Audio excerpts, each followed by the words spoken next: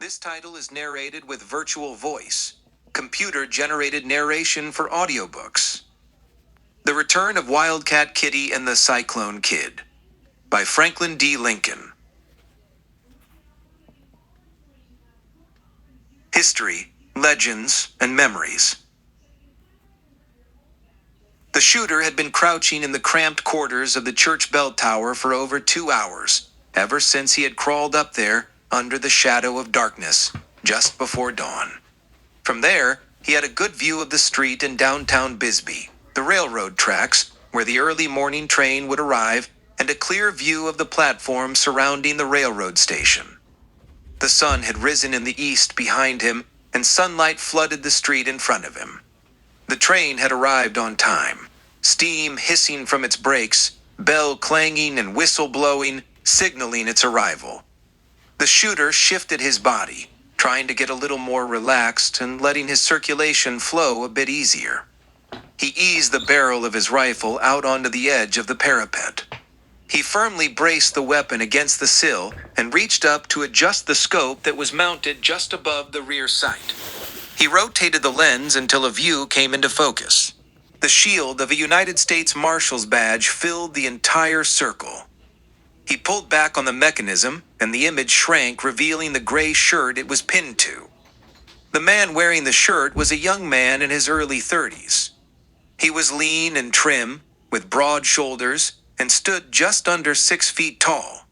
The gray shirt was bloused at the shoulders. A black string tie appeared from beneath his collar. He had a round, boyish face. A shock of brown hair appeared beneath the black, low-crowned black hat with a flat brim that he wore.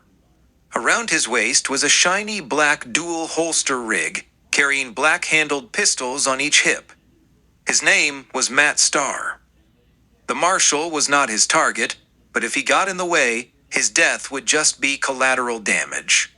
The shooter let out a breath, lowered the rifle barrel, and raised his head above his cover and scanned the entire scene before him. The street was filled with townspeople. Excitement was in the air.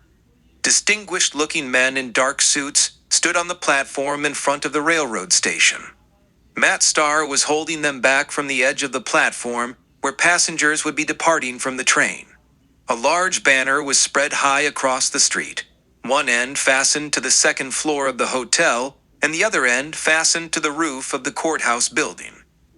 In big bold letters it read, "Bisbee welcomes its own Governor Stanton home." The shooter watched expectantly as the young marshal settled the crowd down and motioned to the well-dressed dignitaries to take their places on the platform. As Matt Starr began to turn toward the waiting train, the shooter lowered his head, focused his scope on the steps and rail of the car that the governor would be making his appearance through. The opening loomed large and clear in his scope. The crosshairs of his sights rested at about chest level of a man ascending those 3 steps that would lead Governor Stanton straight to hell this day. He had to try to contain his excitement when he saw the moving shadow inside the coach. After all, he was a professional, he told himself. He had done this type of thing many times before, so why should this time be any different? But it was. This was a governor. The most important man he had ever assassinated. This was big, and yes, he was excited. His palms were sweaty, and his rifle barrel wavered just slightly as the first glimpse of white hair appeared in the entranceway of the coach. Governor Stanton was tall, taller than the shooter had expected. He would have to shift his rifle barrel slightly upward. As he made his move, Matt Starr stepped into his line of vision, just momentarily, but just enough to force the shooter to readjust as the governor took another step downward. The shooter's excitement got the best of him, and he hurried the shot. The bullet pinged off the rail near Stanton's shoulder and almost singed his face as the spent pellet flew past him. Starr leaped forward, hurling the governor backward, sprawling him flat on his back in the corridor of the coach. He covered the man with his own body and held him there for several seconds until he was sure there was no more shooting. At one time, he had wanted to be a famous outlaw like Billy the Kid. He had bought himself fancy guns and practiced shooting at bottles and tin cans and thought he was pretty good. Then, with his friends Bud Gorman, Pete Gibbons, and Garth Pearson, he had decided to become a famous outlaw leader. He called himself Frankie the Kid. He soon found that the outlaw life was not what he thought it was, and he lacked the sand it took to be a real owl hoot. So now he was, once again, just plain Francis Mossman, a kid from East Sedalia, where he and his childhood friend Bud Gorman should have stayed and finished school. Now they were just down on their luck cowboys, grubbing away for wages on whatever broken-down ranch would give them a day's pay. Fall was fast approaching, and the boys had found work on a small spread called the Circlia. They had been rebuilding fences for a week when they learned the awful truth about being an outlaw. Once an outlaw, no matter how unsuccessful you were still an outlaw, and you had a price to pay the law. It had been a quiet day like several before it. The boys were busy with the fences and didn't notice what was happening until it was too late. The sound of galloping hoofs broke the stillness of the afternoon air. The boys turned toward the sound, but the horde of riders had already thundered over the ridge and were barreling down the hillside toward them. Lariats were snaking through the air. Before they knew what was happening, ropes had been pulled tight, pinning their arms to their sides. They were yanked off their feet and thrown viciously to the ground. The horsemen wheeled their mounts and rode off at a gallop, dragging their catches behind them. The whip cracked sharply, almost as loud as a gunshot behind the left ear of the lead horse. The blinder behind his eye prevented him from seeing the source of this sudden sound, but he had heard it many times before and knew just what it meant. The dual tongues of the whip lashed out and clipped him behind the ears. He heard the stage driver shout, "Hee-yah!" and the animal picked up its pace, running faster at a full gallop. Its teammate beside him had no choice but to pick up the pace and follow suit. The two teams harnessed behind them had to increase their speed along with them. Dust churned up beneath their galloping hooves, and their iron shoes clanged against the stone bed of the winding road. Leathers creaked and irons clanked against metal as singletree and yokes stressed and pulled under the massive strain of the chase. Up on top of the big Concord stage, the driver, a big burly man with heavy graying beard, stood high in the boot of the carriage, lashing out repeatedly with his whip, urging his six-up team onward, while still handling the reins of all 6 horses in his big bare paw hands. To his left in the boot, a much younger man, tall and thin with a large flat-crowned hat, long flowing mustache and overalls held up by cross-strap suspenders, was turned twisted in the boot. Half lying across the roof of the stagecoach roof, his shotgun braced against the side rail for support and firing at their pursuers. The Leadville stage was carrying $100,000 in gold, and it had been anticipated that outlaws may try to hold it up. Additional protection had been requested. There were 2 more guards stationed on the roof of the coach. Both were Pinkerton detectives wearing long body-length dusters and bowler hats. They both had rifles to their shoulders and were firing at the outlaws coming fast behind them. There were at least 20 outlaws in pursuit. They had hit them when they rounded the last bend, and it had been a chase now for almost a quarter of a mile. The dust was so thick it was hard for the guards to see what they were shooting at. Equally so for the outlaws, but with so much lead flying about, it was only a matter of time before both Pinkertons caught a lead pellet and pitched off the side of the coach into the dust. A horde of horses plunged past their bodies as they gained distance on the slowing coach and the faltering teams of horses. The outlaws were just about to overtake the lumbering stagecoach when all of a sudden, off to their left riders appeared on the top of a ridge. At first, they were silhouetted against the upper half of the early morning sun as its golden sphere emanating shards of dazzling beams, blotting out the purple and reds of early dawn. There were 5 riders spaced at even intervals apart. Without a word to each other, they all seemed to know instinctively what to do.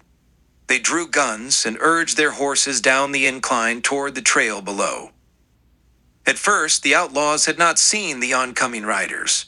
They had just about brought the stage to a halt and was circling it when the oncoming riders opened fire.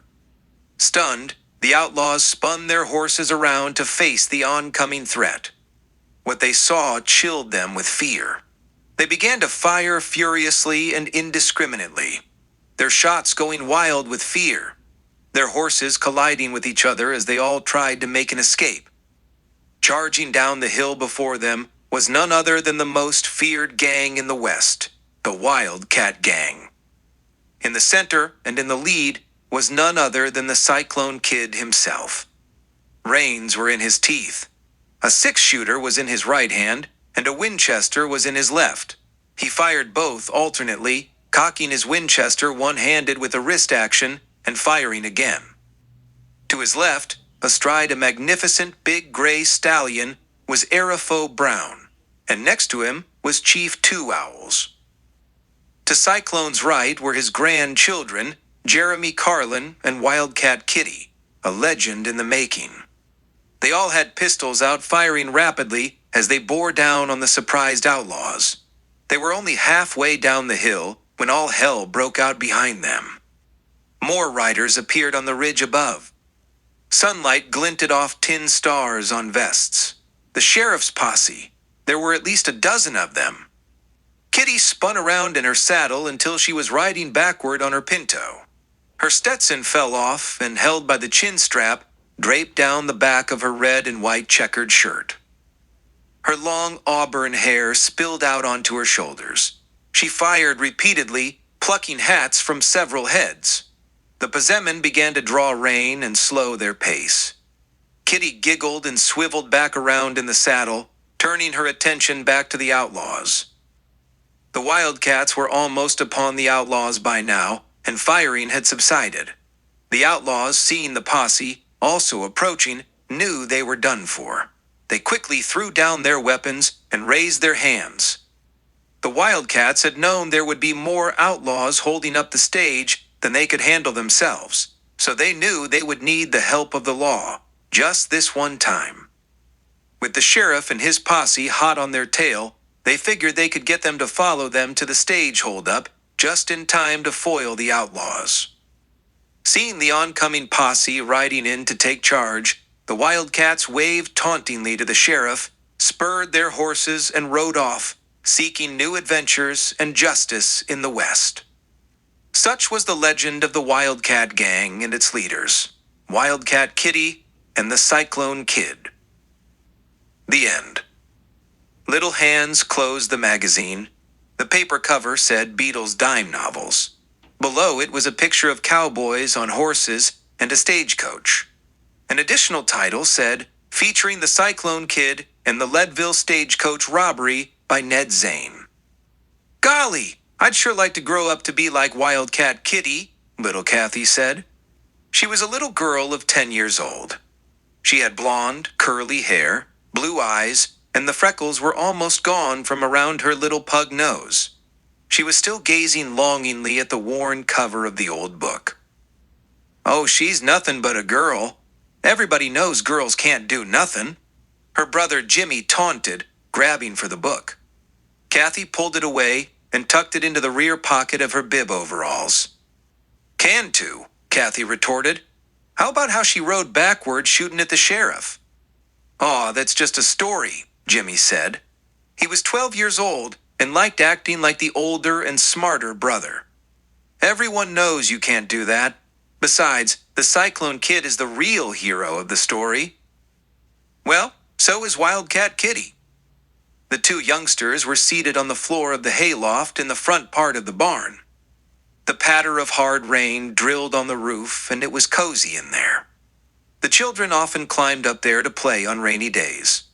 The title says, The Cyclone Kid. So there, smarty. Doesn't mean she's not a hero, too, Kathy pouted. She can't be a hero, Jimmy sneered. She's a girl. She can be a heroine, then.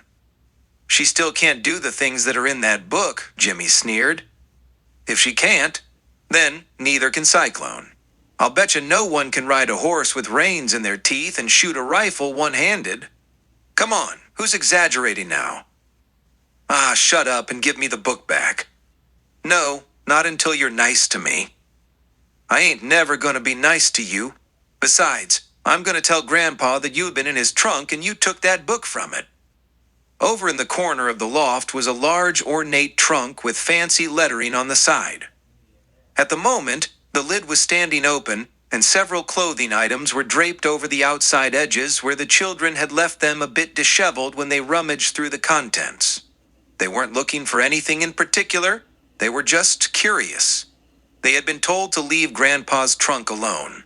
It was no business of theirs. The trunk has sat there untouched for many years and had acquired layers of dust, cobwebs, and hayseed that had drifted in from the 3 bay areas that comprised the rest of the barn for hay storage. The loft had never been used for any such purpose. Only for general storage of items kept for whatever reason or no reason at all.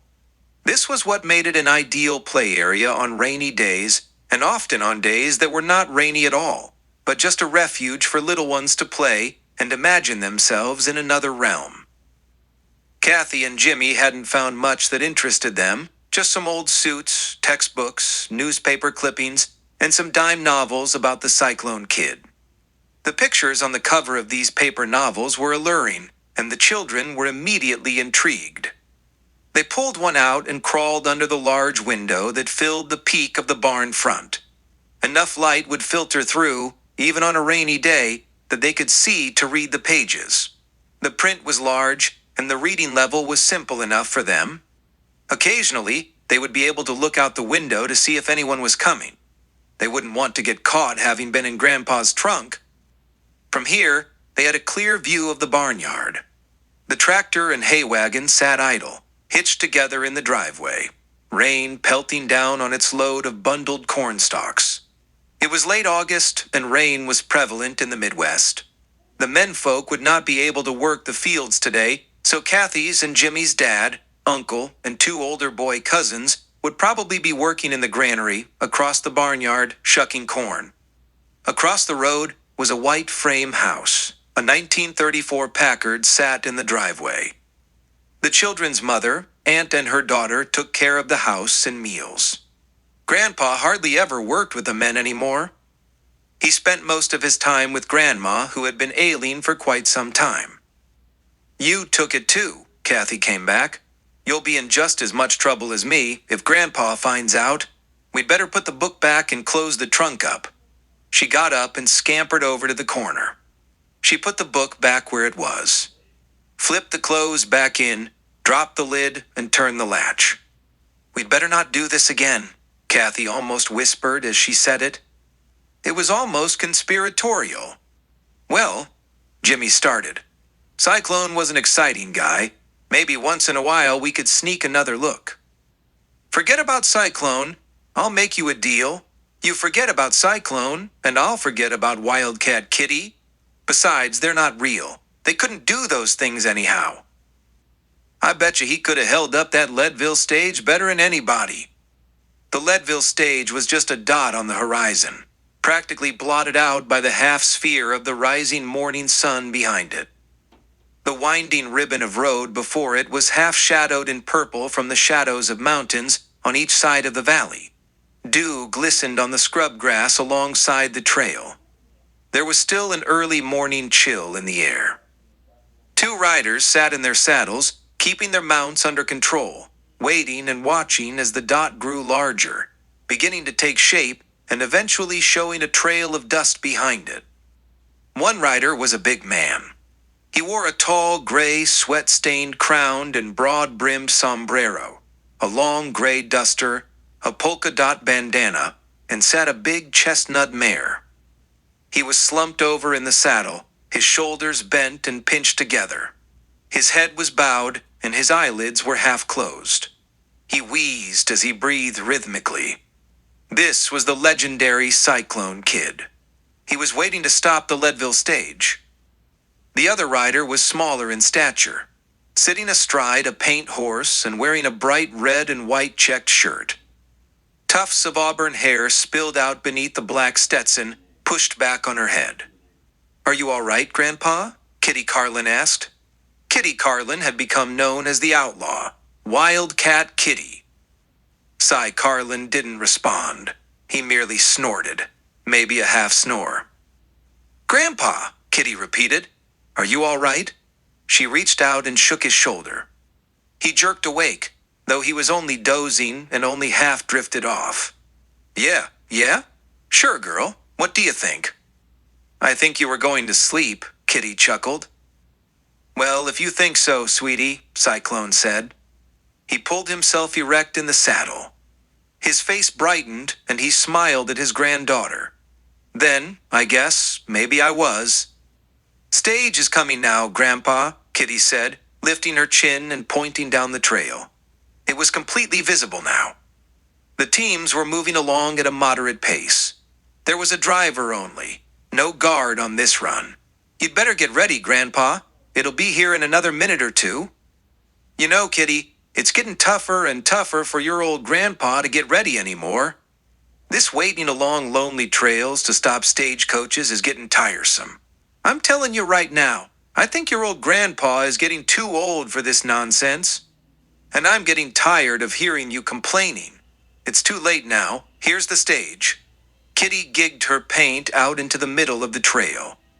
Cyclone groaned and rode out beside her.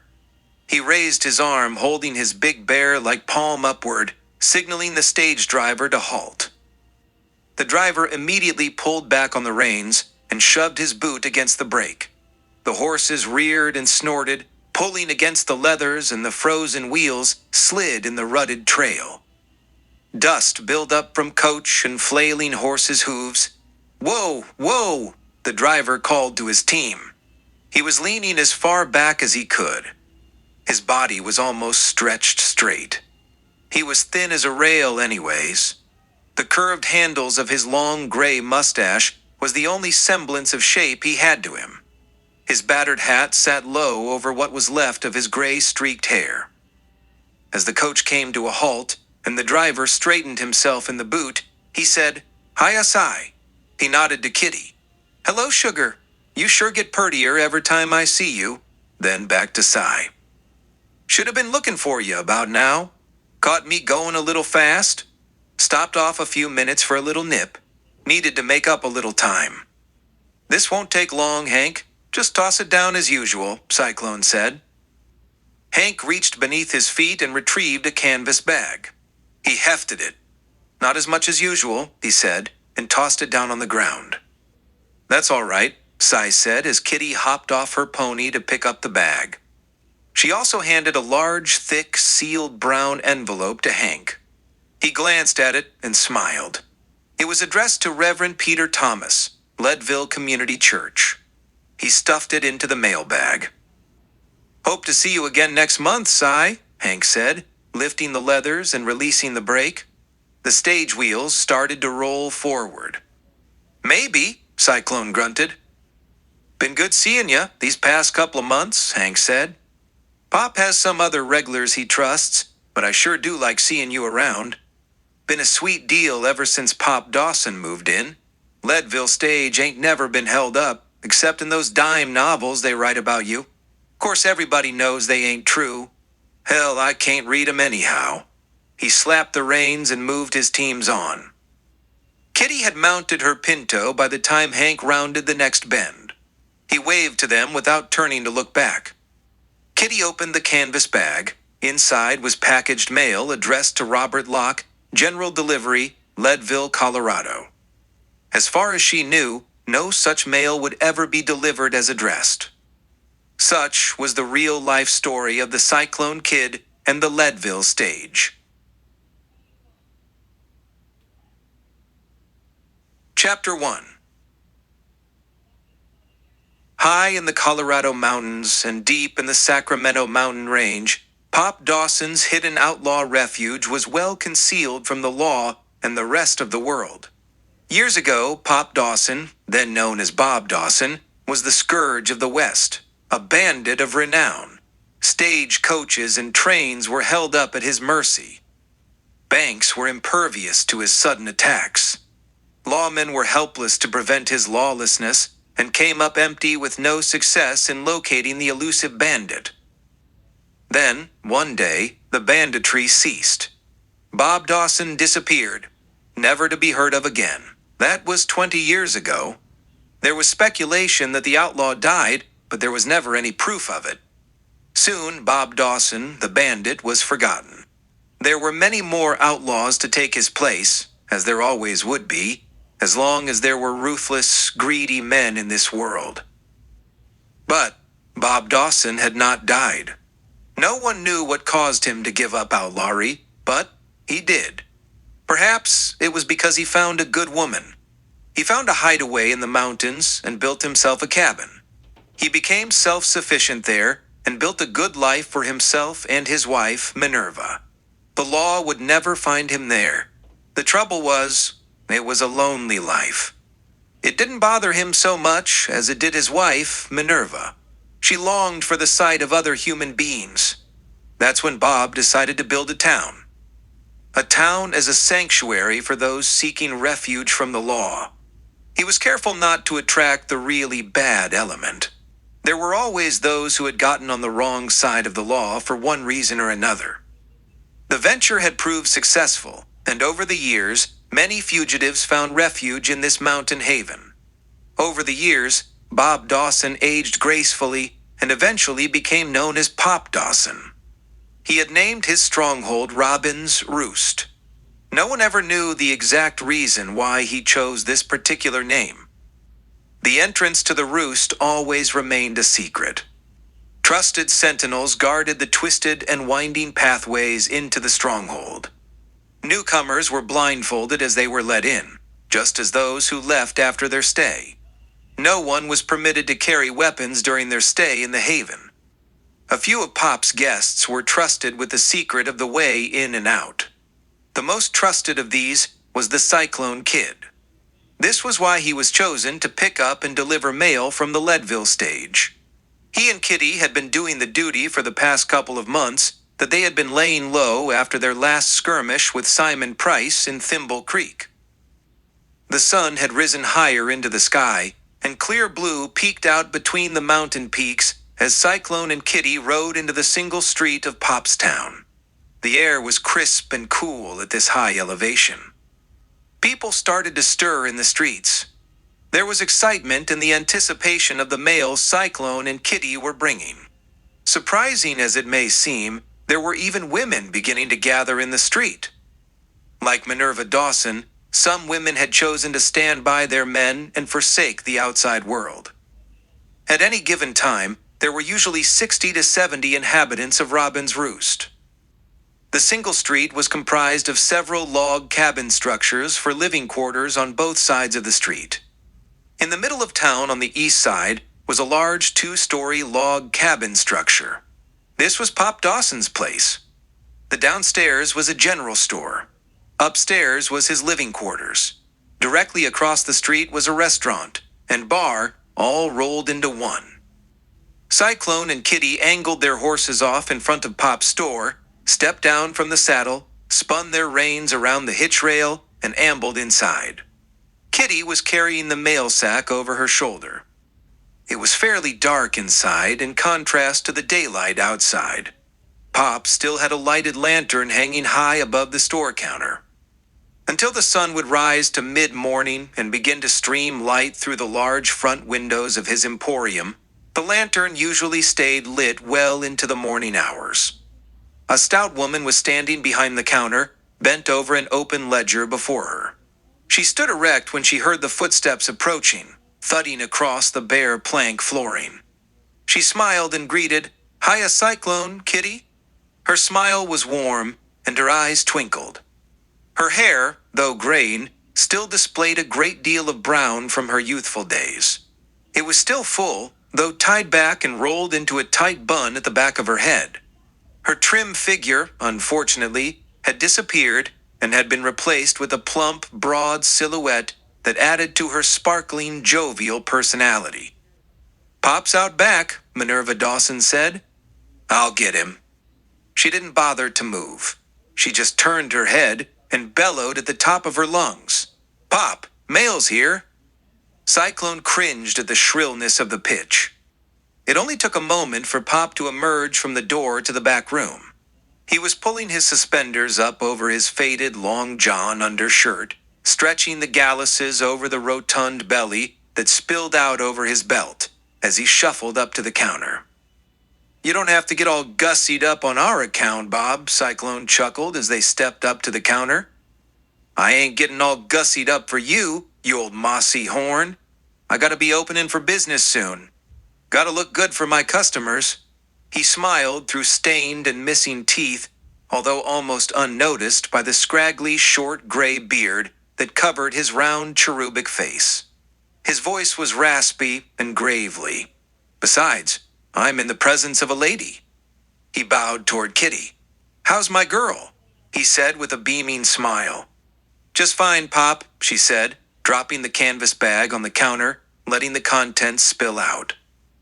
"How many times I gotta tell you old scalawag, she's her grandpa's girl and nobody else's.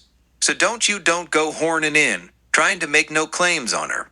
Yez understand?" Cyclone whined. "Let's see what we got here," Pop said, spreading the mail out on the counter, ignoring the previous conversation with Cyclone, which was just the usual meaningless banter anyhow. Pop and Minerva slid the pieces of mail into a manner of sort. For the small volume, it could hardly be said that there was enough to be made into piles. At one point, Pop paused and held up one piece. "Kitty," Pop said, a trace of surprise in his voice, "here's one for you." Kitty's green eyes turned dark, and she reached for the envelope. Her fingers trembled a bit. Holding the envelope with both hands, she looked at the postmark. St. Louis, Missouri. "What is it, girl?" Cyclone was fairly busting with curiosity, but at the same time he feared something bad was coming his granddaughter's way. "It's too dark in here," Kitty said. "I've got to go outside to read this. I'll tell you about it later, Grandpa." She gave him a quick kiss on the cheek and hurried outside. Cyclone felt the wetness of the tear rolling down her cheek. He fought down the urge to follow after her, but he knew she would come to him when she was ready. Besides, it would be almost impossible to get out of the Emporium for a while. The door was now filled with people clamoring through, hoping to find some contact with the outside world waiting for them in this month's mail. The big man with 2 guns stepped through the bat-wing doors of the Golden Nugget Saloon. He looked mean. He said, "I'm Billy Bascom, the meanest man in the West. I'm looking for the low-down skunk who calls himself the Cyclone Kid." All the men in the bar moved toward the walls out of the way. One man said nervously, "That's him. The handsome man at the bar. The one drinking milk." Billy Bascom walked toward the bar, both arms swinging boastfully and hands brushing his gun butts. He came to a halt several feet away from the man at the bar. The man also wore 2 guns, bull-hide chaps and a calfskin vest. He was young and very handsome. He wore a large 10-gallon white hat with a large brim. "That right? You the Cyclone Kid?" Billy challenged. "That's right," Cyclone answered levelly, turning to face the man square. "That milk you're drinking?" Billy laughed. "Yes. Do you want some?" Cyclone extended the glass to him. "Funny man," Billy growled and reached for his gun. He didn't see the glass of milk being replaced by a pistol in Cyclone's hand. Before Billy cleared leather, Cyclone had already fired and severed Billy's right-hand holster from his belt. Pouch and pistol both fell and thudded to the floor. Before Billy could react and reach for his left-hand gun, Cyclone had fired again, and the left-hand holster and pistol dropped to the floor. Another shot from Cyclone's gun, and the pistol belt itself dropped. One more shot, and Billy's trousers belt was severed, and his pants fell around his ankles. Confused and dazed, Billy bent over, grasping at the tops of his pants and dancing around until he was pointed toward the bat-wing doors. He was trying to make an escape, Sedilla, but he was constantly tripping himself up and falling over, unable to pull his trousers back up over his long johns. As Billy crawled under the batwings, Cyclone took a bead on the buttons of his Long John's trapdoor. They whizzed away and the trapdoor flew open, leaving Billy with only his vertical smile as he crawled away. "Haw, haw, haw, haw," Red Beatty snorted as he closed the dime novel and slapped it down on the table in front of him. "That's the funniest bunch of bull crap I ever did read. And you know what's even funnier? We got the real life load of bull crap right here." He bellowed it loud enough for the whole room to hear. The mail had been distributed, and Red had received the dime novel that featured the fictional exploits of a young Cyclone kid. He had been sitting in the combined restaurant and bar getting a late breakfast while reading this latest epic. His three brothers, Kirby, Jonas, and Willis, were all seated at the table with him. Kirby and Jonas were both older than Red, but Red was smarter and the leader. Willis was much younger and only a half-brother. He lacked much of the meanness that seemed to come natural to the others. He was also much neater about his appearance and was a bit shy. The other three were loud, disheveled, and downright rude most of the time. Imagine! The Cyclone Kid, a young, handsome hero.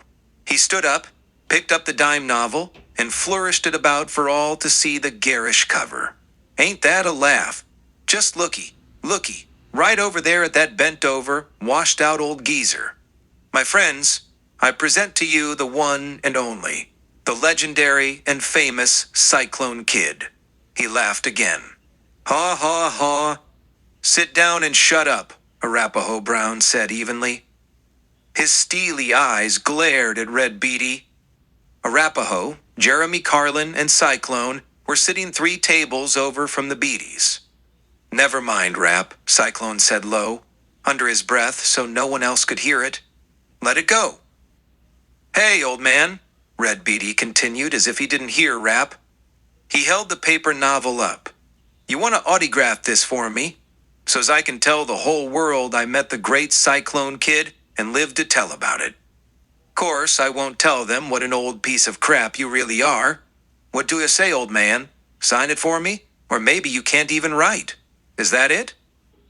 "I told you to shut up and sit down," Arapaho said much louder this time. "Rap, let it go," Cyclone pleaded, trying to keep it low. He tugged at Rap's sleeve just as Rap rose to his feet, kicking his chair out from under him. As Arapaho came to his feet, Red immediately knew he had made a big mistake. Picking on an old man was one thing. Arapaho Brown was quite another. As he stood there facing Rap, he began to tremble. "I wasn't talking to you, Mr. Brown," he said. He backed up and fell back into his chair. "Well, I didn't like what you were saying, and I already told you once to shut up and sit down." Rap stood straight and tall. He was a big and imposing figure of a man for a man of his age. He was much younger than Cyclone. He was tall and broad-shouldered. He stood with his long legs spread evenly apart and solidly planted on his large feet. His long, muscled arms drooped to his sides, and his huge clenched fists were like mallets. He had a full head of tousled gray hair. He was steely-eyed and slack-jawed. I did, Mr. Brown. I sat down." "I didn't like the way you did it," Rap growled. He stepped forward.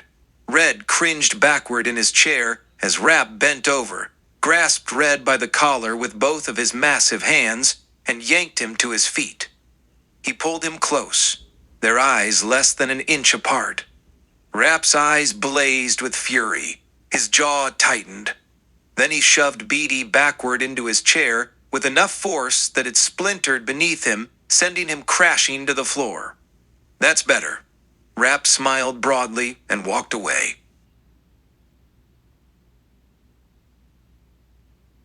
Chapter 2. Henry Tolliver, sometimes known as Chief Two Owls, lowered the newspaper he was reading. His dark eyes behind inch-thick round eyeglasses peeked over the top edge of the page. He was a thin, spindly man, wearing a denim jacket, buckskin trousers, knee-high moccasins, and a flat-brimmed black hat with a domed crown. 3 eagle feathers were fitted into a wide red hatband. "Something wrong, Sugar?" he asked as Kitty almost passed him by.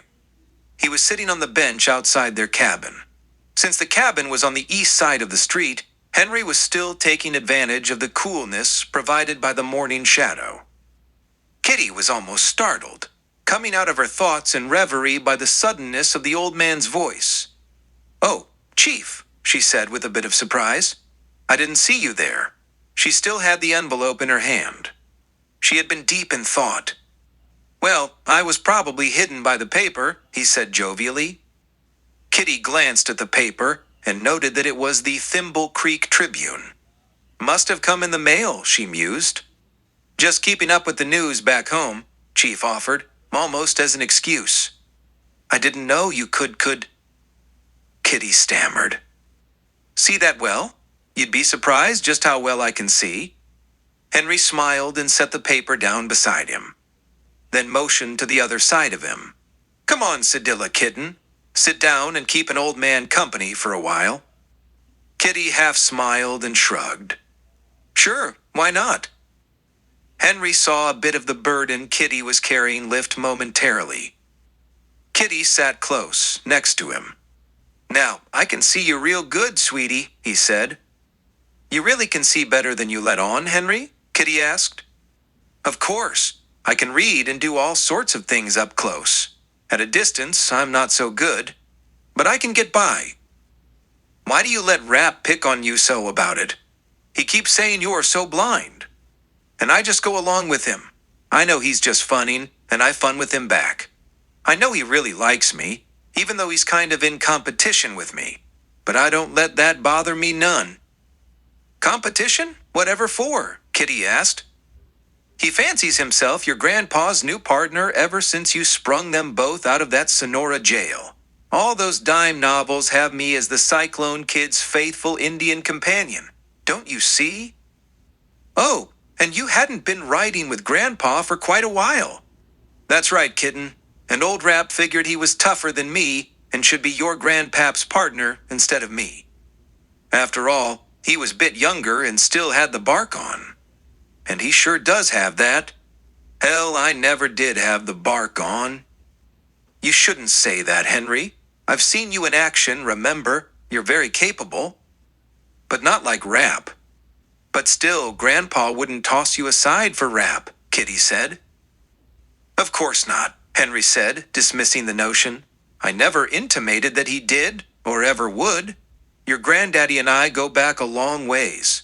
As much as Rap would like to think he's replaced me, and as much as your grandpa thinks of Rap, your grandpa and I are still partners and will be beyond the end of the trail.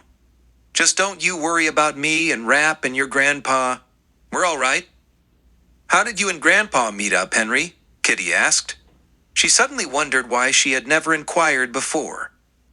"Oh, that was a long time ago. Your grandpa helped me out of a bad time. He was like that, always helping people out of trouble. He always said it was his way of forgetting things he didn't want to remember. But it was just his nature to help others, right wrongs, and see that justice was done. He never really wanted to forget what he said he wanted to, anyways. He really wanted to remember forever. It was all he had." "You mean my grandmother?" Kitty said. Henry nodded. His life was empty when he lost her. He knew his son didn't understand when he rode off. That just made the burden worse. He drifted about aimlessly, helping people along the way and building a reputation for himself with a gun. "I came west, from Boston, on a wagon train with my wife and son." "I didn't know you'd been married, Henry," Kitty said. "Twice," Henry said. "Cholera broke out on the train. It started with my family. My son got it first. They made us leave the train. Left us stranded in the middle of Utah. My son died shortly afterward. I started to build a cabin. Then my wife came down with the fever and died too. With both of them buried there and the cabin almost built, I decided to stay. I didn't want anything to do with so-called civilized people again. I turned the cabin into a trading post and began trading with the Utes and Shoshones. I built up a good trade and the post grew. Soon, wagon trains were stopping to stock up on supplies and trade. Eventually, some travelers decided to stay and build their own businesses. Years passed, and a town grew up. My trading post turned into a general store and emporium. But how did you meet my grandpa? Kitty was getting impatient after the long dissertation. I'm getting to that, sweetie. Henry didn't seem rushed by her impatience. While I was trading with the Shoshone, I met the chief's daughter. Her name was Moon Star. By this time, I had been alone for a long time, and I was quite taken with her. Well, the long and the short of it is, I married her and brought her to town to live with me at the store. You can imagine what the good people of the town that I started thought.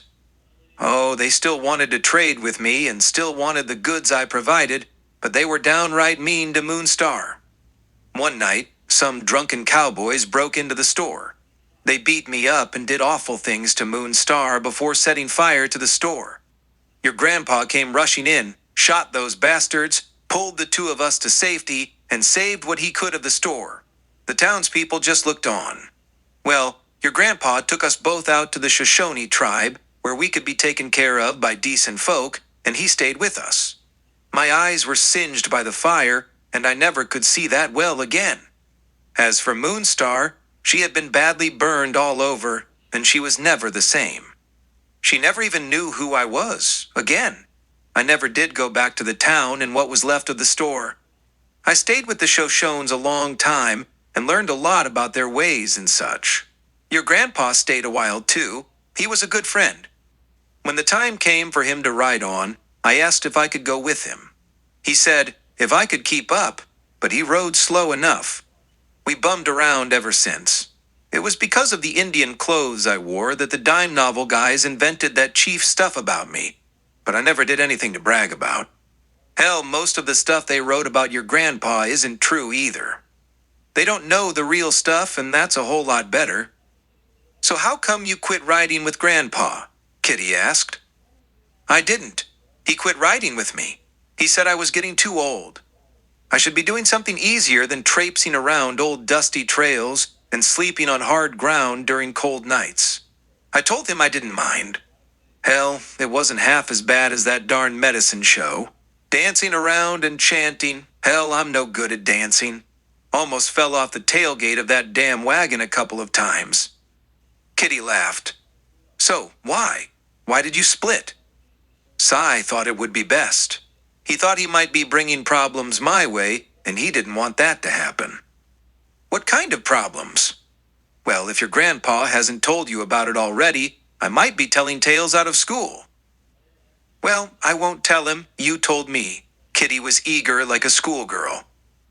Maybe you should know, Henry said after thinking about it a moment, just in case a situation comes up. Well, what is it? Kitty was just about bursting with curiosity. It seems there's a bounty hunter on his trail. A bounty hunter? Kitty exclaimed. What for? You don't mean for what we've been doing? Henry was silent for a moment. He had a more recent reason for how to answer the question, but answered it in the context of the current conversation. No, I'm not sure it's even a valid charge anymore. From what I gather, it's something very personal. It's something you're going to have to hear from your grandpa. Now, young lady, Henry said, sitting erect, changing his tone, and the subject of conversation. I've been doing all the talking. Are you going to tell me now what's been bothering you, making you look so glum? Kitty slapped the opened envelope she was holding in her hand against the palm of her other hand and sighed. I got this letter today, she said. She sounded tired and defeated. Henry waited for her to continue. It's from my friend Paco. He used to work for us on the ranch, but when I sent my mother to San Luis for her health, I sent Paco with her to look after her. We put her in a home for care. According to Paco's letter, my mother has taken a turn for the worse. She needs more care in a more expensive home, and we are nearly out of money.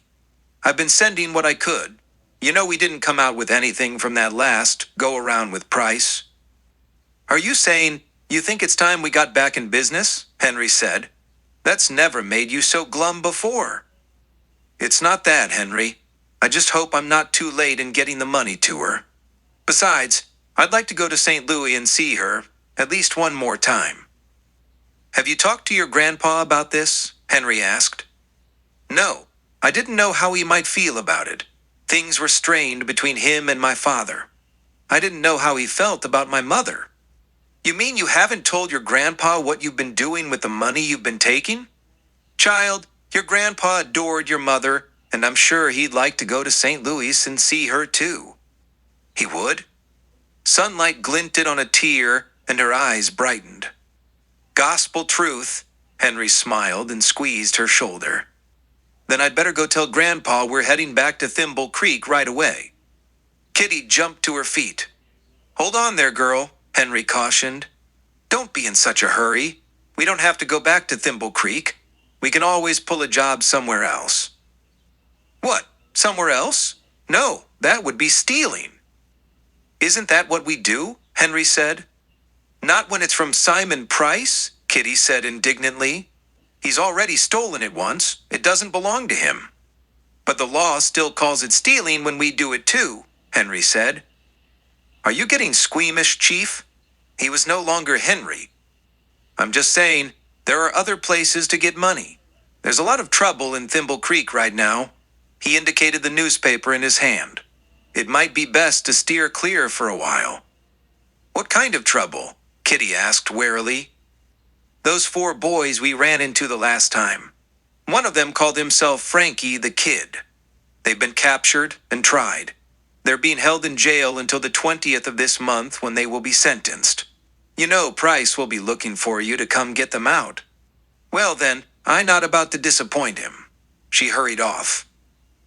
Chief stood up and slammed the paper down on the bench in exasperation and stormed back inside the cabin. He had deliberately not told her what else he had read in the paper. There was even bigger trouble awaiting Wildcat Kitty, the Cyclone Kid, and the Wildcat gang in Thimble Creek. Hey Kitty, wait up! A young man's voice called to her from behind. She was practically running, and was more than halfway to the cafe where she was sure Cyclone and the others would still be breakfasting. Her step faltered for a split second, but not wanting to be held up, she continued on without looking back. The call came again. Kitty, please, I've got to talk to you. Suddenly, there was a hand on her arm, tugging at her sleeve. Kitty slid to a halt, spun around, her green eyes flashing. Then, seeing the boy standing before her, she calmed and mellowed. His face was paled, and there was total embarrassment in his light blue eyes. Willis, Kitty exclaimed in surprise. What is it? I'm in a terrible hurry, you know. I don't mean to be rude, but... I'll only be a minute, Kitty. I promise.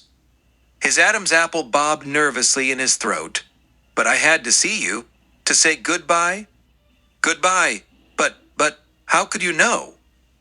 Pop Dawson kicked us out. We have to leave. So I guess I won't be seeing you anymore. Kicked you out? For heaven's sake. What for? My brother Red. He got ragging on your grandfather and there was some trouble, so Pop threw us out. We have to get our gear and get going in the next few minutes. Trouble with my grandpa? Oh, it wasn't his fault. Your grandfather didn't want any part of it, but that big Arapaho Brown mixed into it. Red got what he deserved, and now we got to go. What about Rap and Grandpa? Pop's overlooking Brown because he's a friend of your grandfather. Your grandfather said that wasn't right, and he even tried to keep Pop from kicking us out, but Pop said we were troublemakers anyhow, and he didn't want us around. Well, you're not a troublemaker, Willis. No, but I'm their brother, and I ride with them. That makes me just as bad as them. Well, I don't believe that. Willis and I never will. I think you're a kind, wonderful boy. I was hoping you might see me as a man, Kitty, Willis stammered shyly, looking down at his boots and avoiding her eyes. Oh, Willis, I do. She brushed his cheek with her hand and lifted his face. I know what you've been hoping, but we ride separate trails. There's nothing for me to hope for right now either. We're leaving the stronghold too, just as soon as possible. I have things to do. Maybe someday our trails will cross again. Maybe you'll find someone else to hope for. Whatever, I hope you get away from those brothers of yours and find a good life for yourself." She turned on her heel and ran off toward the cafe, leaving Willis standing there, watching her go.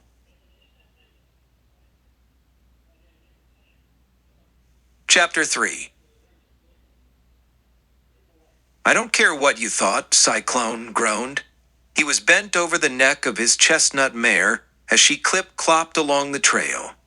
"The fact of the matter is, I am old. I'm a worn-out old man and probably good for nothing anymore anyhow. Red Beaty's probably right about that. And I never did do none of those things they writ about me in them dime novels." "But Cy, he was laughing at you," Rap Brown protested. He was riding alongside Cyclone to the right on his big gray stallion. It was hot in the mid-afternoon, and the Wildcat gang had already left the mountain high county behind them. They were meandering along the trail through the foothills and had not seen fit to break out their dusters yet. Sweat was still dripping down their necks and down the back of their cotton shirts. Well, if he wanted to laugh, well, let him. If I shot or beat up everybody that ever laughed at me, why, I'd probably have the whole darn West piled up at my feet, and I'd be gold darn broke from buying cartridges. Lord knows you'd have your hands fuller than mine." "What? I don't carry cartridges in my hands," Rap said, a bit confused. "You darn fool. I mean, people laugh at you too." "Oh, they don't not. I'd shoot 'em." "No, that's 'cause you're all too drunk to notice." "Well then, I'm gonna stop drinking." Rap pulled a flask out of his saddlebag and held it up eye level and gazed at it wistfully. He arched his elbow as if ready to toss it away, then pulled it back, and still holding the reins, he smiled and started to unscrew the cap. "Right after I finish this one," he said. He grinned broadly and chugged several gulps. A half-mile farther down the trail, off to the left and high above the trail, behind the cover of several large rocks and beneath the shade of a stand of spindly pine trees, 4 men sat waiting with rifles in their hands. Their horses had been tied back under the trees. "Sure does feel good to have our guns back again," Jonas Beatty said. He was sitting with his broad back against a large boulder and was between his brothers, Red and Kirby. The 3 brothers were all big men, their middles running to fat and their faces covered with beards. Kirby and Jonas both had black beards, while the other brother's beard was red, matching his shaggy head of hair. His name was actually Oscar, but everyone called him Red. "Sure does," Kirby agreed. "I was getting tired of that lily-livered place anyhow." "Me too," Red said, "but I'm sure gonna like getting back at that Arapaho Brown feller." "What are you guys talking about, and what are we waiting here for anyhow?" Willis asked. He was sitting back by the trees with the horses. "Just never you mind, kid," Red said with a grin. "We'll let you know when we're ready to move out. Just sit there and amuse yourself with your paper." Red chuckled and turned around to gaze off down the trail. Willis turned his attention back to the newspaper he had found on the bench outside the Wildcat's cabin. Ordinarily, he would not have helped himself to someone else's property, but no one was around and he knew the Carlins were leaving Robin's Roost anyhow. What had drawn his attention to the paper was the picture of Kitty Carlin. He just had to have it. What it was all about, he did not know. He had never learned to read. When his brother Red caught him with the paper, Red became very interested in what was in the paper. What Chief Henry had failed to tell Kitty was that Simon Price had put a bounty on the heads of each of the Wildcat gang. 5,000 each, 10,000 each for Cyclone and Kitty. It was an open invitation to all bounty hunters. No questions, no rules, no law. Thimble Creek would be a waiting death trap. This was a perfect setup for Red Beatty and his brothers, and they had first crack at all that money. "Hey, I think that's them coming now," Red said excitedly. He shifted around onto one knee, bracing his rifle barrel on top of the boulder. Jonas and Kirby slid around to peer over the cover of the rocks they were behind. Kirby had to stand to peer over his sedilla while Jonas could remain on both knees. They had their rifles in place, and they all jacked rounds into the chambers. Willis looked up in wonderment. "What's going on?" "Never mind, kid. Stay where you are," Red ordered sharply, but keeping his voice down as much as possible. To his brothers, he said, "Here they come." He could see them clearly now. "When they're right in front of us, let them have it. Make sure you get the girl and the old man. They're worth the most. I want Rap Brown for myself." "Girl and old man?" Willis shouted. He jumped to his feet and ran toward his brothers. "You're not going to shoot, Kitty, are you? I won't let you." "Shut up, you fool," Red snapped angrily, rising to his feet, twisting back at the attacking youth. Willis had already grasped Red's arms and was trying to twist the rifle from his grasp. The weapon went off, firing harmlessly into the air. Red's anger welled up inside him with extreme viciousness. He let loose of the rifle with one hand and backhanded Willis across his face with such force the youth was lifted off his feet and thrown backward down the incline and rolled into the stand of pines, where he lay still and unconscious. Blood oozed from the side of his face. Knowing they had prematurely been given away, and without losing stride after dealing with Willis, Red turned his attention back to the trail and the quarry beneath him. He levered round after round into the chamber, firing as fast as he could. Down below on the trail, the Wildcats had been startled by the premature rifle shot. At first instinct, they pulled their mounts up short. Then, as realization sunk in, Kitty shouted, "Ambush! Let's get out of here." She gigged her horse to the right off the trail, toward the hill country far away. As the others followed suit, she pulled her pinto aside, drawing her rifle from the saddle boot. She wheeled her mount sideways behind a pine tree as the others rode past, and still holding the reins, fired rapidly at the place where the ambush fire was coming from. Jeremy Carlin, noting his sister had dropped behind, slowed his mount, turned, and rode back, his rifle out and blazing. He was halfway back when he met Kitty. She had stayed back just long enough for the others to be out of rifle range. When she saw Jeremy riding back, laying down a field of fire, she took advantage of the cover and then rode off to meet her brother. Another minute, both she and Jeremy would be out of range too. "That's a fine mess," Red Beatty cursed, taking his battered hat off and slapping it to the ground. He was standing on top of the hill without cover, gazing off into the distance, watching the 5 riders becoming tiny dark specks near the top of a faraway hill. "All that money just waiting for us, and that fool kid had to go and mess it all up." "Don't you think we ought to be looking at the kid, Red? To see if he's all right?" Jonas asked, looking down the slope where Willis lay. "Who cares?" Red snorted. "Besides, I didn't hit him hard enough to kill him anyways." "Just the same, he's bleeding. Maybe," Jonas continued. "Maybe, nothing. Let him bleed.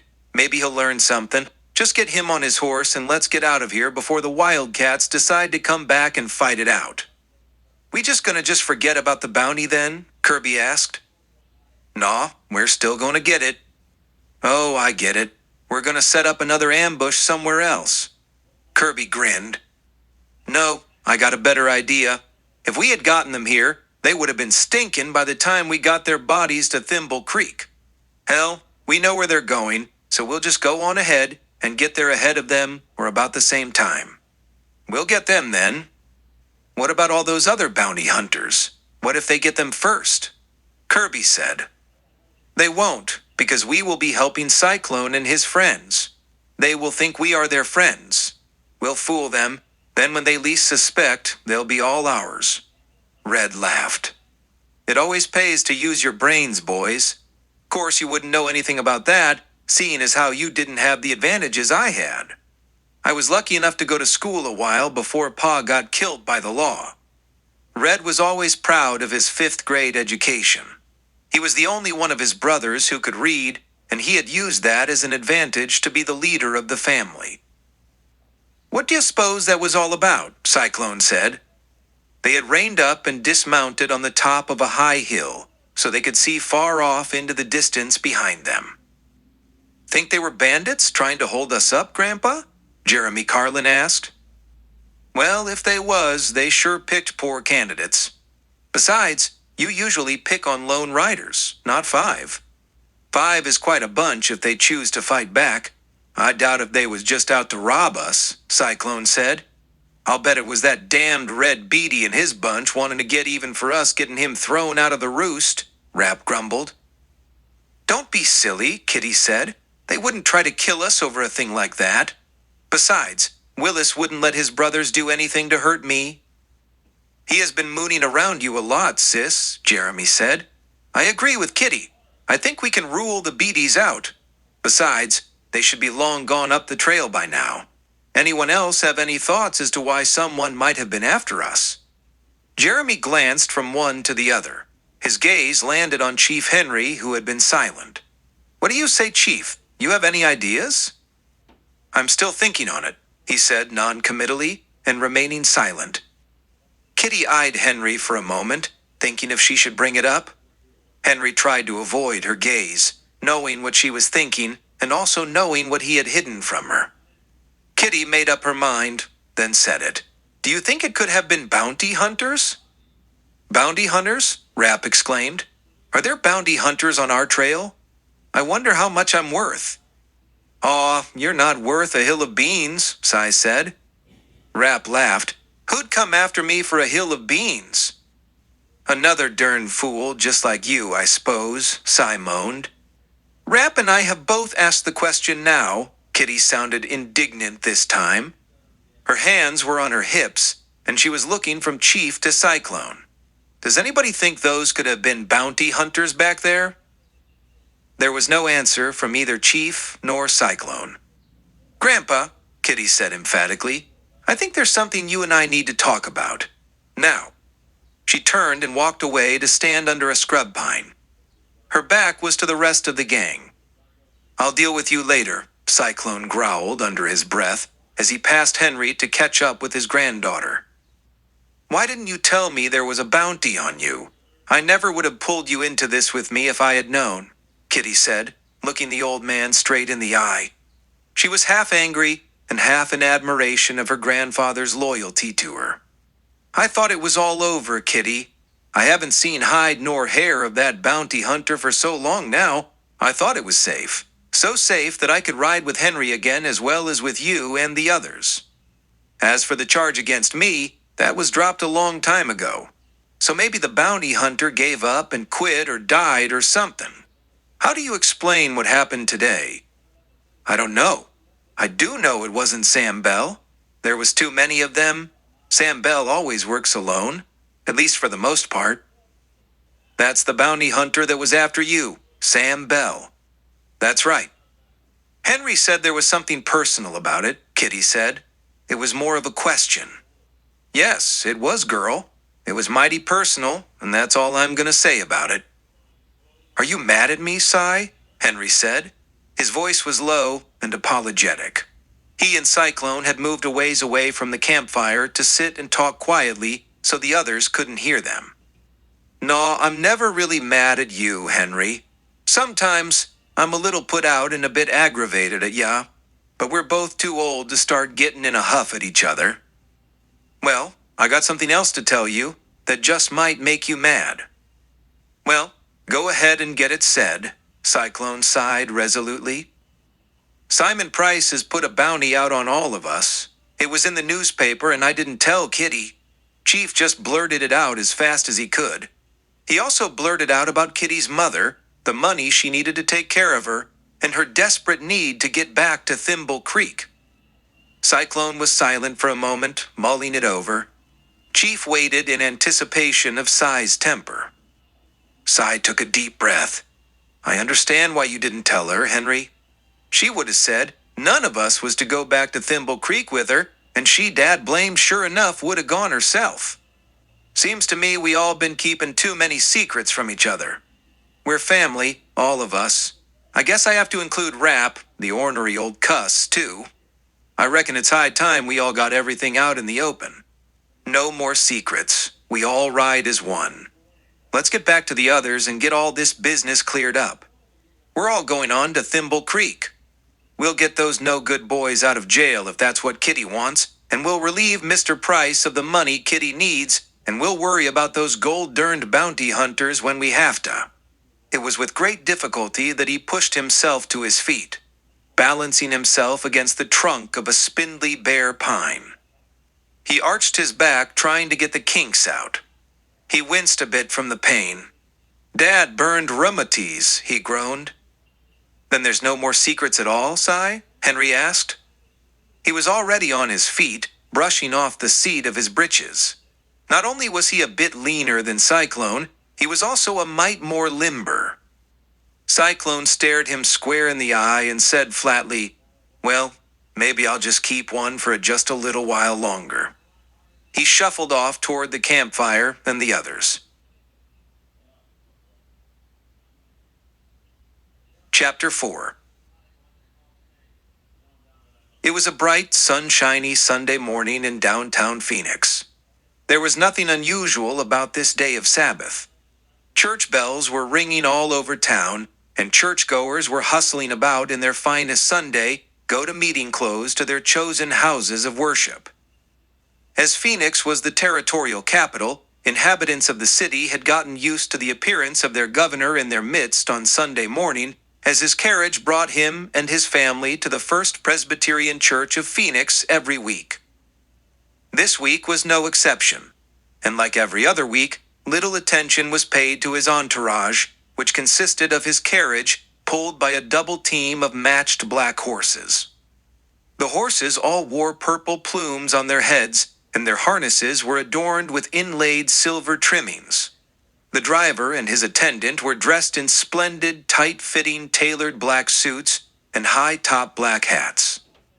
There were usually 2 advance riders dressed in black broadcloth suits riding ahead of the carriage, and 2 more almost identical riders at a distance behind the carriage. What was different this day, and didn't seem to be a noticeable change, was that there were 2 more riders, just like the others, riding alongside the carriage on each side of it. Also, inside the carriage was another man. A young man dressed in a high-fashion black suit, Matt Starr, United States Marshal. He sat in the front seat of the carriage riding backward, facing Governor Stanton and his wife, Dolphine. Sitting next to Matt was the governor's daughter, Barbara. She was a pretty girl in her late 20s, with curly, mousy brown hair, half covered by her blue sunbonnet that matched her expensive gown. She had hooked her arm into Matt's and was smiling contentedly. Matt noted the look of approval on the girl's mother's face, across from them. Dolphine was an elegant-looking lady. It was amazing how much Barbara looked like her. Matt couldn't help but think that when he looked at Dolphine, he was seeing Barbara some years down the road. And the way things were looking these days, just maybe, he might be around to see that metamorphosis happen. At first, Matt had been uncomfortable with Barbara's apparent interest in him. He had been sent on an assignment to protect the governor. So far, there had been 2 attempts on his life. Once while Matt was on the job, and once before, which had prompted his assignment. There was no known reason for the attacks, nor were there any suspected culprits. For 3 weeks, he had been Governor Stanton's constant companion and shadow. That meant being with the family as well. Barbara took to him right away, and he had to admit that he was attracted to her as well, but he told himself that they were from different worlds and there could never be anything between them. Besides, Kitty Carlin was still on his mind. But the truth was that the same situation existed. They were also from different worlds, and a life for them could never be. As days wore on and turned into weeks, Matt became more comfortable with Barbara's attentions, and he began to relax. He found himself enjoying her company and laughing together often. One time they came close to an embrace, but Matt caught himself. He had momentarily forgotten about Kitty, but a sudden sense of false shame sent him off to sulk by himself until he realized that his job was to be with the governor and his family and not off by himself. He tried to be standoffish with Barbara, but it didn't work. Barbara managed to get him to smile and laugh again, and the next time the moment was right, Matt Starr gave in. Kitty Carlin was forgotten. Dolphine smiled slyly as if victorious. Somehow, Governor Hugh Stanton did not seem all that pleased. Matt could still see these same feelings of acceptance on the part of Dolphin and tolerance on the part of Governor Stanton as they rode along the street to church. He wasn't that much concerned about their feelings at the moment. His job came first, and although he was a capable lawman, a job like this always made him nervous. Whenever there was an unseen, unknown killer at large, it was always a great challenge. You never knew if you were dealing with a nutcase or a cool, calculating professional. In either case, you didn't know what to expect or when to expect it. All you could do would be to plan ahead and expect the worst. He had provided more guards than usual. He had sent advance scouts into town to check out possible ambush sites and look for suspicious characters lurking about. It was a nice morning, and the governor and his wife had insisted on having the carriage top down. Matt tried to dissuade them, but they were emphatic about it and were used to having their own way. This made Matt even more uneasy, worrying about a sniper from a rooftop or other high vantage point. He had put extra men out to cover these areas. His eyes scanned the rooftops, and occasionally he spotted a man giving him the high sign that he was in position and all was fine. Although this was somewhat reassuring, he knew his precautions were far from all-encompassing. His hope was that since it had been more than 2 weeks since the last attempt on the governor's life, perhaps the danger was over. Perhaps, with 2 failed attempts, the perpetrator had given up. But somehow, Matt was sure that was just wishful thinking. One more thing disturbed him more than all the precautions they had taken out here in the street. What if the danger was inside the church itself? Not only would it be a threat to the governor and his family, but to everyone else. Within the confines of the church walls, flying bullets could ricochet and do horrendous damage. Matt cringed at the thought of guns in church. He hated the fact that he carried twin pistols and dual shoulder holsters under his coat and a nub-nose .38 police pistol in his pocket.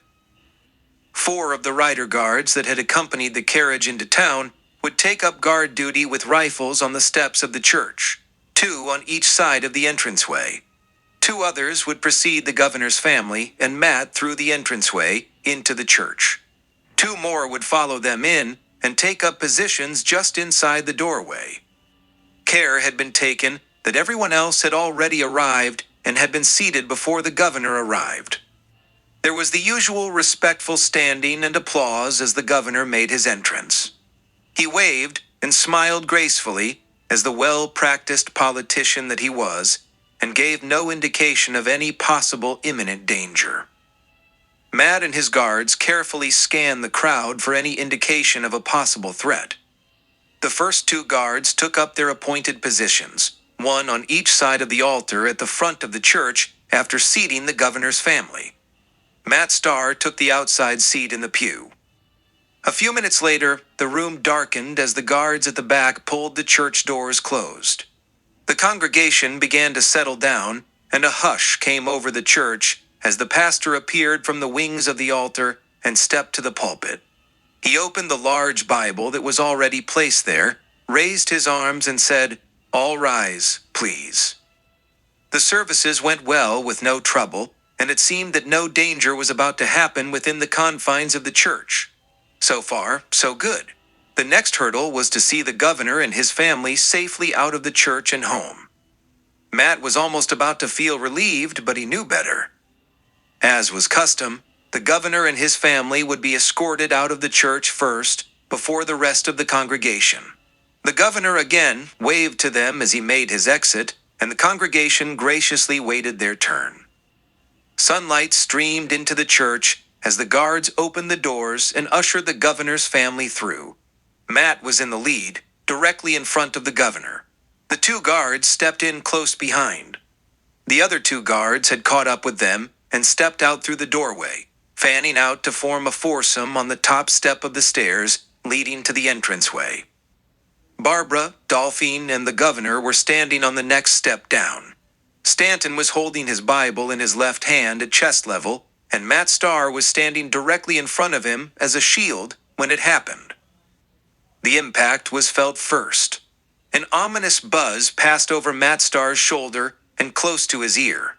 Then the sound of the shot echoed across the street. Governor Stanton fell backward into the guards behind him, his knees bending, his legs buckling beneath him, his tall frame falling to the ground. It was the guards who kept him from plunging with an impact. They were able to catch him and let him down easy without further trauma. Matt's usual reflex would have been to go for his gun, but this time, he left it to the others. His main concern was for the women. With one swift movement, he pushed both women down and sideways, hopefully out of line of fire, as the guards went into action. It was bright daylight, so no muzzle flashes has been discerned to give away the position of the shooter, but from the direction of the sound of the shout and puff of powder smoke, they had zeroed in on a spot on the roof behind a false front of the Mercantile across the street. The guards opened up with a barrage of rifle fire, peppering the top of the false front. Streams of sunlight poured through the holes. There was no return fire. Only silence. Then, a body in a black suit pitched forward off the top of the roof and fell flat on his front in the street. 3 of the guards ran out to him, still keeping their rifles ready, keeping an eye on the body while still watching the rooftops. One of the guards reached the body and turned him over. He called back, "He's one of ours. We didn't shoot him. He's been shot in the back."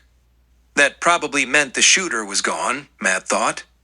He left the women and jumped over toward the fallen governor. He was still alive. He had been lifted up by the shoulders. His hands still clutched his Bible at his chest. Blood oozed between his fingers. Stanton's face twisted in pain. Then he laughed and coughed. "Just got the skin between my fingers. Bleeds like a sucker. The bullet's in my Bible. I was holding over my heart. Bet I'll have a good bruise, though. Guess the Lord was sure looking out for me this time." "Looks like he took better care of you than I did," Matt said. "Then what the hell do I need you for?" Stanton grinned. Chapter 5. "Starting to rain," Cyclone groaned, gazing up at the low-hanging dark clouds. A few drops of sprinkle had begun to pelt his broad, craggy face. Dusk was already starting to turn to dark early today with the warning of the oncoming storm. The ominous rain clouds hung low above them and blotted out the mountain peaks and horizon in front of them. They had been waiting beneath a stand of cottonwood trees on a ridge high above the trail leading from Thimble Creek for the last hour and a half, waiting for Simon Price to call his workday in town to an end and head on home to his ranch, the Big Dollar, where he would relax for the evening and bask in the luxury of his great wealth. The Wildcats had pushed steadily onward from Colorado for the past week and had arrived in Arizona 2 days ago. The trip had been uneventful, save for the heat, the dust, and hard days on the trail. At least, there had been no further skirmishes with the law, bounty hunters, or such. They had been watching this trail for 2 days, now, making sure of Simon Price's habits and daily routine. They were still 2 days early before Frankie and his friends were due to be sentenced. As the plan had been before when the boys and Jeremy had been in jail, Simon Price would be taken hostage as a means of getting the boys released. The plan failed before because they never did capture Price. But this time, it was going to be different. They were going to stop him out there on the trail, take him back to town, and get the boys out. They had planned on the darkness of night, but now with the rain and the additional darkness of the storm, so much the better. The drops of rain increased in size and momentum, and soon the rain was streaming steadily. The riders pulled their slickers tighter around their necks and lowered their heads to help cover their faces with the brims of their hats. No one seemed to complain. They knew they only had a few minutes to wait. And they were right. Actually, they didn't have to wait as long as expected. Simon Price was ahead of schedule. He was whipping his matched team of brown horses to a greater speed as they came into sight rounding the bend down the trail. His fringe-topped surrey bounced unsteadily along the gravel road and slewed back and forth on its high-rimmed wheels. "Looks like he's in a hurry to get home," Kitty said, shouting above the pelting rain. "Just doesn't want to get wet," Jeremy said. "Well, let's go make his day," Cyclone said. He gigged his chestnut mare forward out from under the cover of the cottonwoods. The rain hit him fiercely as he rode out from under the cover of the trees and down the incline to head off Price and his surrey head on. The others were bunched close behind him. Simon Price could scarcely believe what was happening when all of a sudden several riders seemed to appear out of nowhere. At first, there was a wall of torrential rain flying in his face. Then, there was a solid wall of dark shapes, flapping slickers and galloping horses before him. Before he knew what was happening, his horses were drawing to a halt and the dark shapes were enveloping him, in front and on both sides of him. The horsemen were grabbing the reins of his team, pulling them to a halt. Iron-shod hooves were sliding in the muddy trail, and the matched team was thrashing about, snorting in their sudden surprise. Simon Price's whole body began to tremble with fear, and he was suddenly very cold from the storm. His hands were gripped to the reins like they were galvanized there. The leathers sank limply over the horses' backs. Dark shapes of horses and riders loomed close to him on both sides of the surrey and leaned in close. But in the dark, and with the low-hanging brims of their hats, he did not see their faces at first. It was only when a figure from the left lifted off the saddle, landed into the seat next to Price, and lifted a head to peer directly into Price's face that he recognized his captor. A pistol barrel buried into the folds of his chubby neck, and the hammer clicked back menacingly. Even with the noise of the pelting rain, the sound was deafening to Simon Price. His eyes bulged round and he began to sob. "Aw, you're so happy to see me, Simon, you're just driven to tears," Kitty said. She pressed the barrel deeper into the folds of flesh. Simon jerked upwards, pushing his heels against the floorboards of the surrey and stiffening. From the other side of the surrey, Cyclone slapped the banker on the back, pushing him back down in his seat. "Good to see you again, too, old buddy," he quipped with a laugh. He thrust his pistol barrel into the other side of Simon's neck. The hammer snicked back. Simon shrank down in his seat. What do you want with me?" he stammered. "I'm not carrying any money." "Well, I'll be danged," Rap Brown said. "I hadn't even thought about that." He had crawled into the back seat of the surrey behind Kitty. He reached over Price's shoulder, sliding his big hands under the banker's suit coat, letting them roam over his rotund belly and sunken chest. "Coochie, coochie, coo!" Rap laughed as he felt around and tickling the frightened man. Price cringed and pinched his knees together.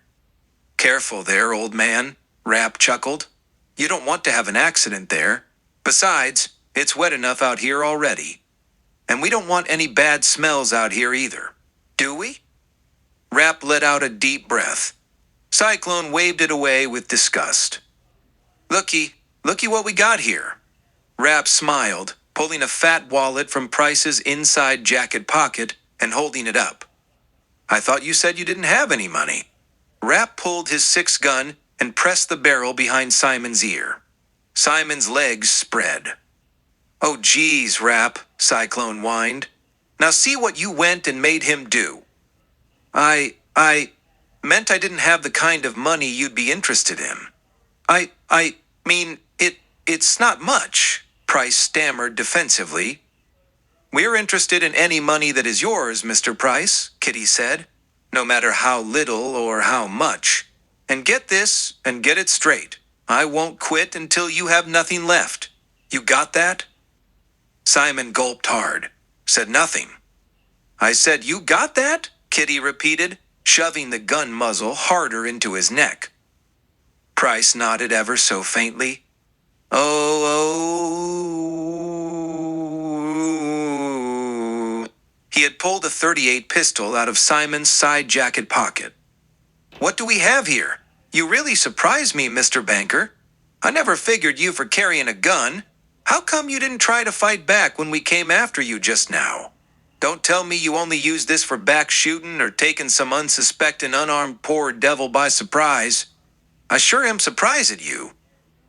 Then to Chief, who had by now crawled into the back seat of the Surrey next to him and behind Price, Rapp said, "What do you think we ought to do with a low-down skunk like this hombre, Chief?" Chief was silent as he reached up and removed Price's bowler hat. Simon was ready to scream now. He couldn't tell the beading sweat from the drizzling rain on his face. Chief ran his fingers through Price's thinning hair. He grasped the thicker tufts at the front and sides and pulled them up, letting Simon feel the tug in slight pain. Then, while holding the front tuft high, he slid his knife blade out in front of Price's face, just enough for him to catch a quick glimpse of the metal. Then he placed the sharp edge against the edge of his scalp at the hairline. He put just enough pressure for Price to feel its menace. Price closed his eyes, tears were streaming down his cheeks, and his shoulders shook vehemently. The terror was building at a rampant pace. He was about to pass out, and he was about to welcome it. Chief released the hair and the blade, slapped the flat of the blade to the bald spot on the back of Simon's head. Chief said, "Scalp no good. Got him whole in middle. Bring shame to warrior. Better get him rat scalp." He slapped the bowler hat back on Price's head and shoved it forward away from him. Price passed out. It was still raining just as hard when the Surrey rolled into the main street of Thimble Creek. The night was just as dark, and the town was pretty much buttoned up. The street was empty, and the doors to the buildings were closed. Only the flickering lights from lanterns and hurricane lamps shining through the windows indicated the town was still awake, as it should be for so early in the evening. Above the sound of the rushing rain, the sour strains of a honky-tonk piano could be heard emanating from the saloon down the street, even though its doors had been closed over the usual batwings. Jeremy had taken over driving the team of horses and the Surrey back to town. About halfway back, Simon Price had come to and had been told what was wanted of him. Kitty thought it would look better if Simon were driving his own rig into town if anyone was to spot them, so Jeremy slid over to the passenger side, and the banker took the reins. Jeremy kept his pistol close under Price's chin. Kitty and Chief rode in the back seat with their horses tied on behind the rig, along with Jeremy's. Cyclone and Rapp followed behind. The Surrey rolled to a halt in front of the jail. Jeremy flourished his pistol. "You know what to do?" Price shook his head, handed the reins over to Jeremy. He waited for Cyclone and Rapp to dismount and walk to the side of the Surrey between him and the jail. They had their guns out, pointed at him, and half hidden by their slickers. Only then did Price attempt to step down from the rig. Jeremy slid over into the driver's position. He kept his gun out and remained alert for anyone moving in the street. So far, so good. Thanks to the storm, no one was venturing about. He felt the Surrey bouncing on its springs as Kitty and Chief disembarked to join the others in front of the jail. "Keep a watch, Jeremy," Cyclone said. "Be ready to peel out when we come out." Then to Rapp, "Keep a watch by the door. Just in case of trouble inside or out. We'll leave it open a crack. Kitty, Chief, and I will go in with Price and get the boys. If all goes good, maybe we can take care of the bank too." He snapped a wry grin at Price. "Come on, Buster, let's get cracking. I guess I don't have to tell you what happens if you don't happen to cooperate." Price shook his head and shuffled quickly toward the sheriff's office door. As instructed, he didn't bother to knock. He just pushed the door open and stepped quickly through. Rather, he was pushed quickly through. Deputy Sims was a tall, lanky man, and he was stretched out, leaning back in the sheriff's wooden swivel chair behind the desk, his long legs draped over the battle-scared wooden desk. He was taken by surprise, stirred out of his drowsiness, as he had almost fallen asleep. The sudden noise of the door opening, intruders invading his domain, the sudden gust of wind and air giving flicker to the flame in the kerosene lamps that illuminated the office, brought him to startled alertness.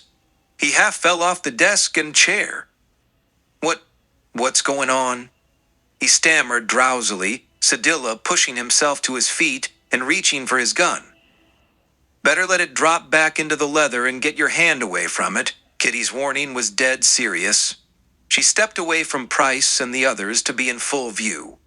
Her body was turned sideways, and her gun was held straight out at full arm's length. "For God's sake, Sims, do what she says," Price ordered. He was near hysteria. Cyclone had his big left arm around his neck and had the barrel of his pistol pressed hard against Price's temple. "He'll blow my head off." A slight smirk began to creep across Sims's narrow face. Kitty pulled back the hammer of her pistol. It clicked into place. "Yours too, Skinny, if you don't do what we tell you." Sure. Anything you say." "You got 4 boys in your jail," Kitty said. "We want them." "We ain't got nobody in our jail," Sims said. "Don't play games with us," Kitty snarled.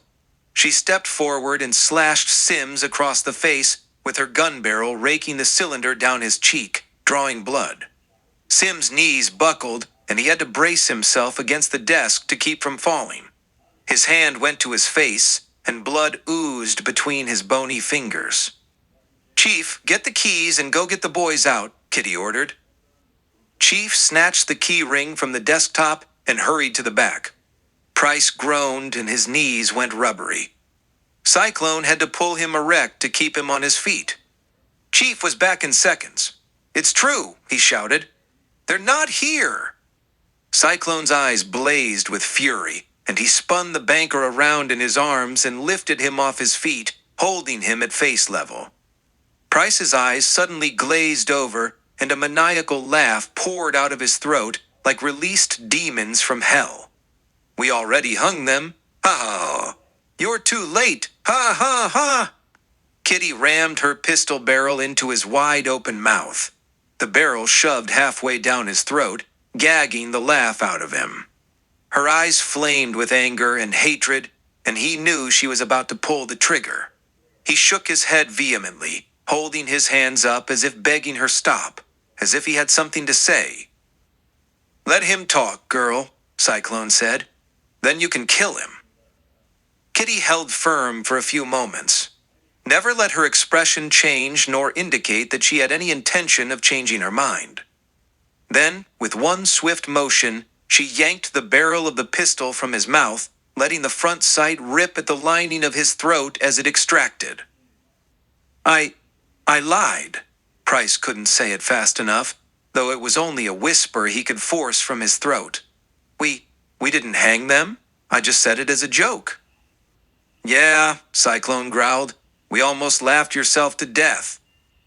"We sentenced them to prison just this afternoon," Price continued to blurt it out, ignoring Cyclone's quip. "They weren't supposed to be sentenced until the 20th, Kitty said. "That's day after tomorrow." "We moved it ahead. We do that sometimes, don't we, Sims?" The deputy was wiping the blood away from his cheek with a handkerchief. "Yeah, it's better than us feeding him." "How do we know you're telling us the truth now?" Cyclone growled. "Because you'd kill me," Price said. "I guess you finally got that one right," Cyclone agreed. "So, where did you send them?" Kitty asked. "Yuma Prison. Sheriff Trask and a deputy took them this afternoon by train to Apache Wells to catch the morning stage to Yuma. You're too late to stop them now." Price knew better than to smile, laugh, or gloat. From the doorway behind them, Rap Brown called, "Hey, hurry up in there. There's people out on the street. A couple of men are headed this way. They're wearing guns." "You'll never get out of this town alive," Price spoke up, even though it was barely more than a raspy whisper, it did seem like he was beginning to get some of his courage back. This town is full of bounty hunters, just waiting for you. He glanced from Cyclone to Kitty, then to Chief, and back to Rap at the door. We know all about your concerned bounty hunters, Mr. Price. Do you think we would have come into this town if we was worried about 'em? Course not. You know why. Because we got you and you'll be dead before we are, and I got a hunch you'd rather go on living than to have us lying in a grave beside ya. Cisadilla, hurry up. There's more men coming from the other end of the street. Rap called urgently. Just then, a pistol fired, and the door casing above Rap's head splintered. Rap spun around on his heel, half backing into the doorway, and triggering off 2 shots in return fire. His muzzle flashes lit up the darkness, and the men at the other end of the street sighted his position and fired. Rap was now facing a hail of bullets from 2 directions. Lead pellets slammed into the side walls around the door opening. Rap ducked low, pushing the door partway closed for cover. He fired back at this new attack, firing first in one direction down the street and then up the other direction. 2 assailants dropped, but Rap's revolver emptied fast. By now, Jeremy had entered into the fracas. Still holding the reins of the Simon Price's match team, Jeremy leaped to the ground to lie sprawled in the mud alongside the Surrey. The team was thrashing about, and the Surrey was rocking back and forth on its oversized wheels. From his position on the ground, it was difficult to hold the horses in place, but Jeremy rolled over, wrapping the reins about him and pulling hard with his left hand. His strong arm muscles straining with the leathers, while he drew his 6-shooter with his right and started firing at the men shooting from both ends of the street. He saw one go down from his gun right after 2 had dropped from Rap's. Get out there, Simon, Cyclone ordered, and call your dogs off. Make it plain, they don't get no bounty with you dead. And that's what you'll be, if they don't back off. He pushed Price toward the door. They'll kill me, Price stammered. They'll shoot first. They won't know it's me. Then you better make sure they know.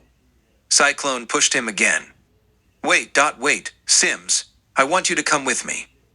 What for? Sims asked. They might shoot me too. No, the Cyclone kid's right. They won't hurt us.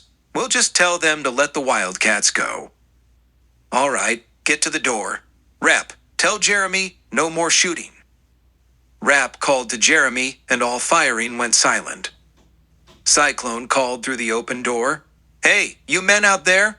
We got Simon Price in here. We're coming out with him in front of us. Now you listen good. He's the fellow what's paying the bounty on us. If he's dead, there ain't gonna be no payoff. So my advice to you is let us ride out of here. He's going with us. We'll send him back when we think we're in the clear. You'll get your chance at us another time. Right now, you just stand back and let us go. Cyclone waited 30 seconds for his message to sink in. Then he said, We're coming out now. Deputy Sims will come out first because Mr. Price prefers to see you shoot him first if you choose to be stupid enough to start shooting. Cyclone motioned to Sims. The deputy glared at Price and shook his head in disgust. He stepped cautiously through the doorway and stopped. All was quiet in the street, except for the rain that was now starting to diminish. Next, Simon Price stepped out. Again, nothing happened.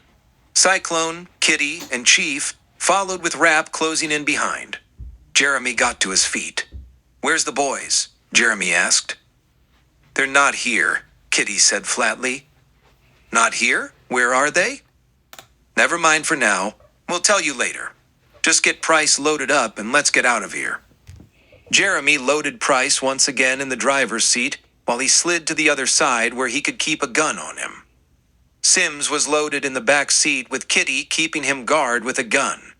The others mounted up and they all rode out of town, leaving a bunch of frustrated bounty hunters chafing at the bit to get on the trail of the Wildcat gang once more.